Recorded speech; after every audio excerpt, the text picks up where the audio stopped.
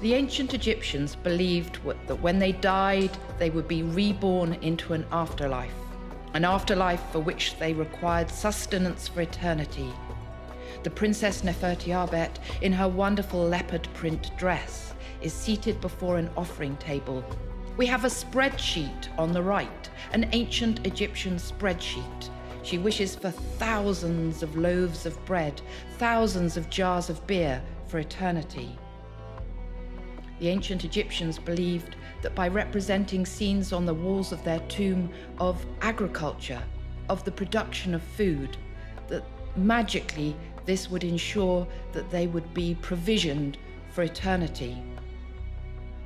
Sennacherib here with his wife is working in the fields of the afterlife. But he didn't expect to actually have to work, because he took with him magical servant figurines.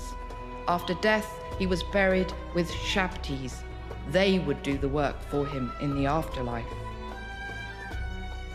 But the ancient Egyptians felt such a close affinity with the fertility of the Nile Valley. It was so very important to them to be represented in this close contact with their natural environment.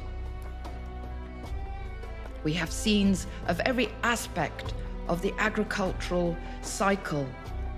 We have the sowing of the seeds, but then the harvesting of the crops. The ancient Egyptians grew emmer wheat and barley. They also grew flax, and to harvest flax, you pull flax. And so this is what these ancient Egyptians are doing here. Of course, the flax would be spun, linen would be produced. There's some lovely detail in these scenes. They're lively scenes. We have the chap here who's leaping in the air in order to get the lid on that basket overflowing with wheat. The donkey strains under the weight of excess. The Nile Valley is a fertile place. It was in antiquity. If we look to the top left of this scene, today in the Louvre, but from one of the ancient Egyptian tombs, we see cattle used for threshing. We can get some real detail about how the ancient Egyptians actually lived. They're using winnowing paddles here to separate the grain from the chaff. Around 1300 BC, we see for the first time the use of the shaduf to water the fields. And we see the ancient Egyptians enjoying the sweet waters of the Nile. The ancient Egyptians performed a final ritual on the mummified body. They called it the opening of the mouth. By doing this, they reanimated the deceased in order for the deceased to live on into the afterlife. By reanimating the deceased, they would ensure the deceased could feed on the offerings for eternity.